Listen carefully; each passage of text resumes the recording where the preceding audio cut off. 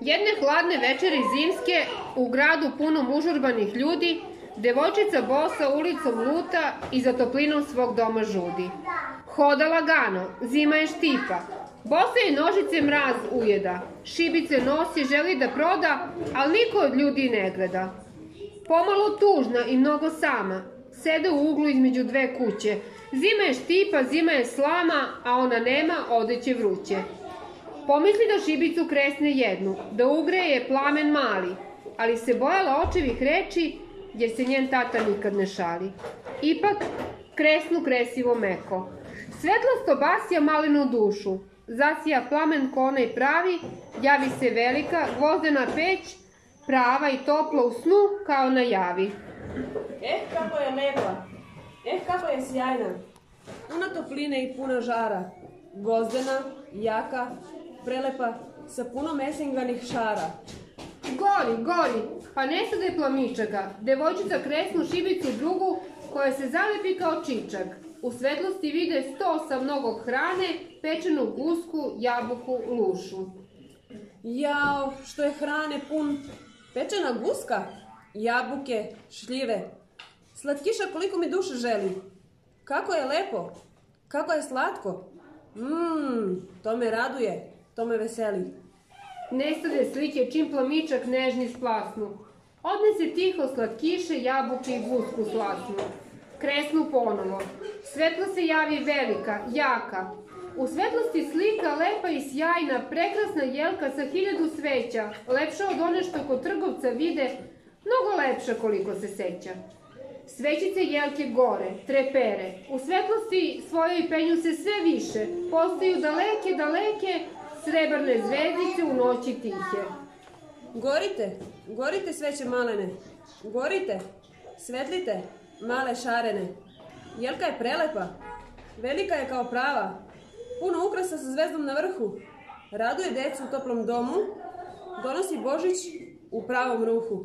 Tad jedna pade i sve tiše ostavi trag kroz oblake meke. Sad neko umire. Seti se mala jer je tako govorila baka. Gde li je sada taj anđeo čuvar? U ovoj noći prepunoj mraka. Devojčica kresnu šibicu o zid, a njen anđeo zasja pred njom. Baka se smeši, pruža joj ruke da je ugreje i pruži joj topli dom. Jao, eno bake, drage moje, nikad lepša nije bila. Oko nje lepo odelo, leprša čista, bela svila. Bako, bakice, draga najdraža, uzmi me sa sobom da budem srećna, da me voliš i grliš moj život sav, da budem centar tvoga sveta i nikad više ne osetim glad. Malena brzo ceo svežanj zapali, da joj baka bude što duže tu, da je grli, da je mazi i da što više bude uz nju. Lepa je baka, nikad lepša bila nije. Lepotu i hrabrost ona ne krije, uze devojčicu u naručje svoje i ničega se više one ne boje. Nije bilo hladnoće, zime, gladi ni straha, nema više ničega kad tu je baka. I dok su šibice poslednjim plamičkom gorele, baka prozbori veoma tiho. Idemo, dušo, idemo, mila. Od tebe će danas krasiti svila. Krećemo u kraljevstvo kraljice snežne, bit ćemo srećne, site, vesele, nežne. Idemo jednog dečaka Kaja da spasimo, da malu Gerdu do njega odvedemo. A sada ti pričam priču. Čarovnik jedan čudan vrlo, zlo je hteo naneti svetu. Ogledalo je grozno izumeo da budu ružne i ptice u letu. Ko se u ovo ogledalo zagleda, grozno će videti sve. Čak će se i duša njegova skameniti i u led ledeni će pretvoriti samoga sebe. Čarovnjak je srećan, ali nemaran bio i ispusti grozno ogledalo, koje se raspši po celom svetu, noseći sa sobom veliko zlo. U jednom gradu na drugom kraju sveta velika ljubav među drugovima cveta.